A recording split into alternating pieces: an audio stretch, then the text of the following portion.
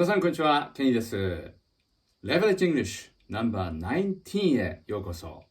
今日はですね、帰結転結の4つのバリエーションですね。そのうちの問題解決型プレゼンテーションの英語をですね、デモしてみたいと思います。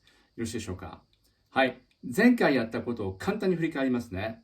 前回やったことはですね、このプレゼンテーションっていうのは大きく分けると4つのタイプに分かれるんじゃないかということを申し上げたわけですね。セールス型、問題解決型、知識伝達型、方法伝達型ですね。はい。それで、今までのところですね、このセールス型というのをやってまいりました。それから問題解決型のやり方についてはですね、前回のこのプログラムで18でですね、ナンバー18でさせていただきましたね。で、4つの方、すべてこのダイヤモンド型で対応できるということを申し上げたわけです。例えば、セールス型であれば、最初にですね、つかみの質問をする、あるいはストーリーを語るわけですね。で、次に結論を言ってしまう。今日皆さんにお勧めしたいのは、シミラン諸島のダイビングです。リフレッシュするためにということですね。あるいは iPhone ですみたいな形で、ここで結論を言ってしまうわけですね。で、その後は、それをお勧めする上で、もし聞き手がそれを実行したときにどういうメリットがあるのかということを1、2、3というふうに説明していくわけですね。で、最後にもう一回結論を繰り返して、実行の方法を説明する。このような流れで、セールス型は対処できるわけです。で、それ以外のですね、問題解決型、知識伝達型、それから方法伝達型もですね、すべてこの形で対応できるということを説明しました。ただしそこで皆さんに実行していただきたいのは、この論点ですね。論点をあんまり広げすぎてしまうと、そのプレゼンテーションとしてのキレがなくなると。長くなりますし、それから論点も非常にどういう論点構成になっているのか理解しにくくなるので、3つぐらいに収めましょうということを申し上げました。こう全体構成で言いますと、このダイヤモンドがあってですね、この真ん中の部分ですね、真ん中の小さいダイヤモンドの部分、主な論点、これをですね、できれば3点以内に収めるといいですよと。どうしても収まらない場合もありますよね。大きなプレゼンテーション。その場合には、マックス5つに抑えていただきたいというふうに思います。それから、3つでやらなきゃいけないという法律はありませんから、プレゼンテーションをもっと簡潔にしたいというんであれば、この論点を真ん中をですね、2つにしてもいいですし、それから場合によってはですね、もうワンポイントの論点。これは、ストーリーテリングでね、自己紹介、辛い体験についてやっていただいたときに使っていただきましたけど、このワンポイントでもいいということですね。こういったことを前回までにやりました。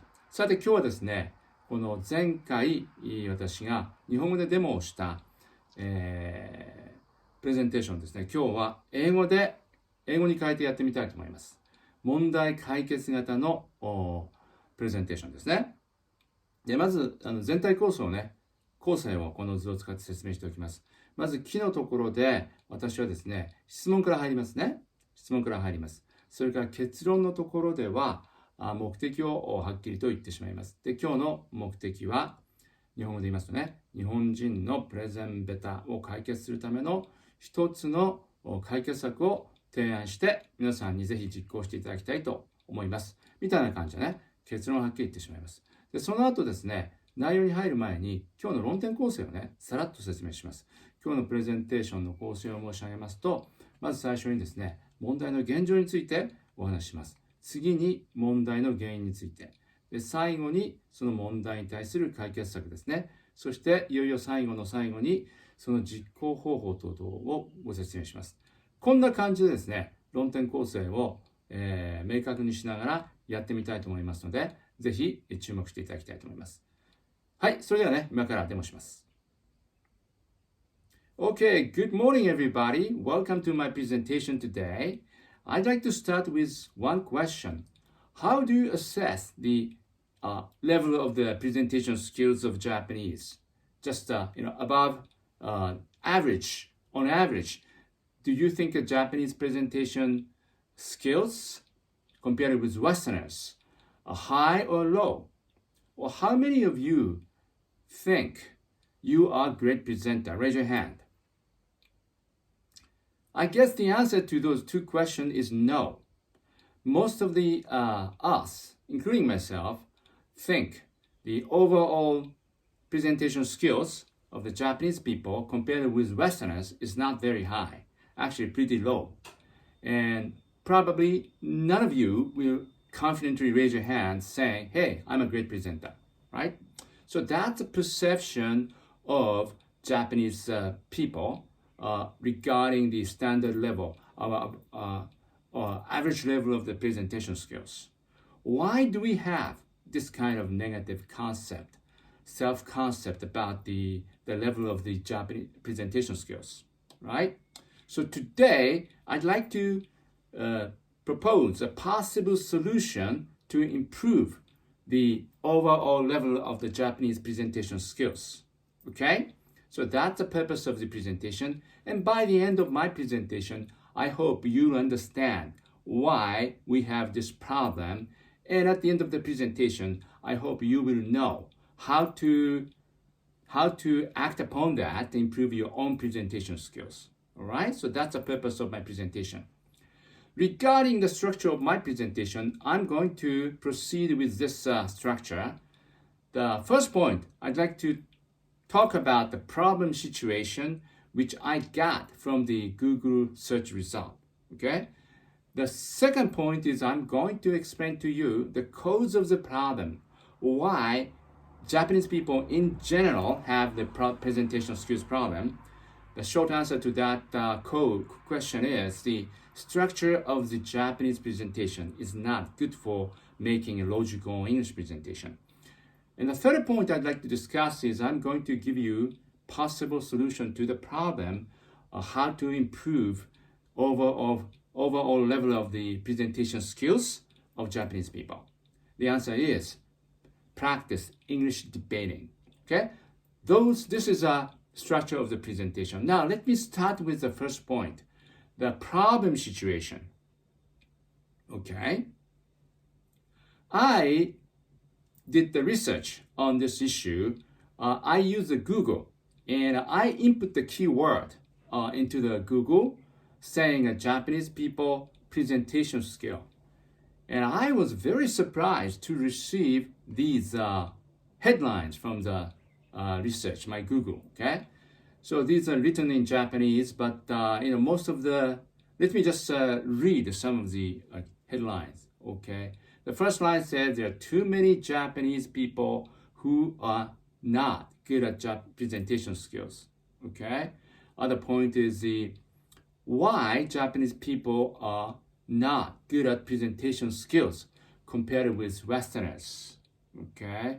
And again, why Japanese people are not good speakers or presenters.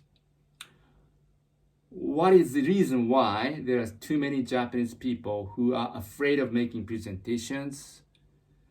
And some of the lines says, the reason why Japanese people are not good at presentation is has to do with some cultural reasons, because Japanese people are basically very humble and modest and introverted, right?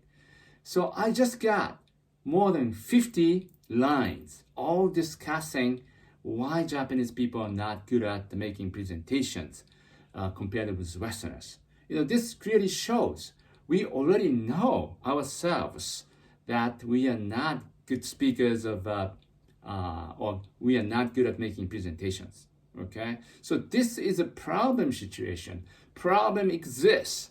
We have to do something about it because Japan is getting into the global era, right? Many people have to do business in English, and Japanese people will have to face that kind of situation too. All right, so let me move on to the second point of my presentation. So what is the cause of the problem? Why Japanese people are not good at making presentations? There should be many reasons, but today I'd like to focus on one fundamental reasons, and one most essential reason why Japanese people are not good at making presentation. Okay, the answer is, the cause of the problem is the structure of the Japanese presentation, which we learn at school. This is the the Japanese word which shows what kind of structure we have to use. It says Kiketsu Tenketsu. In English translation, Ki is the beginning of the story, and Sho means the second part is just continue the story, and Ten means something dramatic happens, big incident, right? And then Ketsu means the conclusion. So this is practically only one structure we learn in Japan in the Japanese language courses, all right? What is the problem of this structure? This is very good for storytelling. However, this is very fatal in making a business presentations. Why? Because listener will never know the conclusion at the end, right? So if the listener is a very important person or very busy person or company president, if you start making business presentation following this format, what will they say? They say, oh, I don't need those details. Just get to the conclusion first. Or I don't need those too much information. What are the key points? They will definitely say that to you. Why? Because the conclusion is at the end and they are not very patient people. Time is money, right? So this is very fatal for making a business presentation. It's good for making storytelling because you can probably keep the attention of the listener, keep them excited until the end, until they hear the last conclusion. Okay, so it's good for the storytelling, but fatal for the business presentation. Okay, let me just tell you one example. Okay, so this man, little boy, is a very famous boy in Japan. This boy was born out of the peach boy in Japanese, and he is regarded as the hero because he defeated the evil spirits in this story, or bad guys. He's a good guy. He was good at making a team with those animals, and together with those animals, he defeated his enemy. So this is a typical hero's journey type of story. And telling this story using that the Kiketsu Tenketsu is really good, okay? Ki is the beginning of the story. The peach boy was born out of the peach. Number 2, Sho is continuing of the story. He became he made a good team with those dog and the monkey and the bird, right? Together with those teammates. Then 10 is a big drama. He went on to fight and defeat the devils, right? And he won the fight. And Ketsu is the conclusion. He came back happily, bringing the treasures from that fight. Okay, so this is very good for telling a story. However, telling a business presentation, this is gonna be fatal. If I change this format into the business presentation, how does it change? Let me just demonstrate, okay? So beginning of the presentation in the business presentation, you have to grab the attention of the audience, okay? So you don't have to start from the very beginning, like, Peach Boy was born, blah, blah, blah. You have to start with something very dramatic. You have to describe the very fierce battle scene in which Momotaro is fighting very fiercely, but he's losing. Increasing the sense of urgency, sense of crisis. And then after that, immediately get to the conclusion, okay? Momotaro was luckily defeated the devils and he won this very difficult fight. So that's a conclusion, right? And then tell there are 2 reasons why he became a winner, all right? So you have to preview those key points. 2 reasons. First reason is he had a sense of mission. Number 2, he had a great leadership, which really made his team formidable. All right, so let me move on to explain each point. The first reason why he defeated the devils. Number one, he had a sense of mission. He knew that those devils are making lots of troubles in the community, and so many people were killed by that devils. So he had a sense of justice, and he had a very strong belief that he really has to fight with those devils and make the society, that community, very safe. That's the first reason. Now let me explain the second reason. He alone could not defeat those devils. He had a very good capability to make a good team. He was good at making a great team. Gathering many talents, monkeys and dog and the birds, and each member has a strength. So he was very good at combining all those strengths from those team members, and together with those team members, that's why he could defeat the devils. So those are two reasons, all right? So that's why he was successful. Now, let me repeat 2 points again: the sense of mission and good leadership. Now, everybody, how can we apply this, winning principles in our business? All right? So this is a way I'd like to make this story into the business presentation. So structure is different. Structure has to be different, okay? If you tell the business presentation in storytelling format, again, you don't get the points across, and it takes such a long time. But if you put that story into the business format using this diamond structure, right, you can make it very sharp and actually save lots of time and make those key points very clear and memorable to the audience. Now, do you understand? This is the way I followed, okay?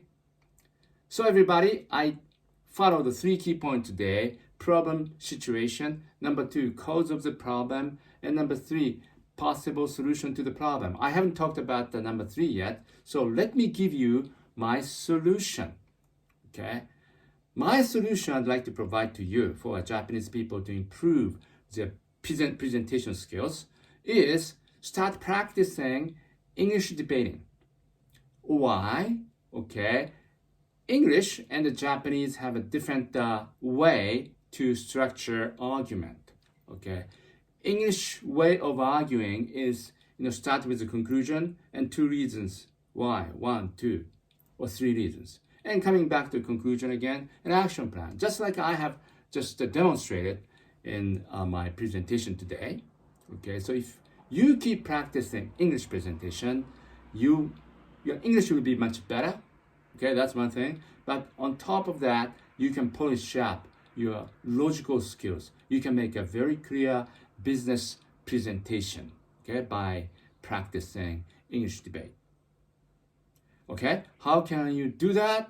Okay, you can join my debating classes, or you can join any other debating sessions, which is very popular now online. Some of them are for free, okay? So that's the solution I can give you. Everybody, thank you very much for listening to the presentation.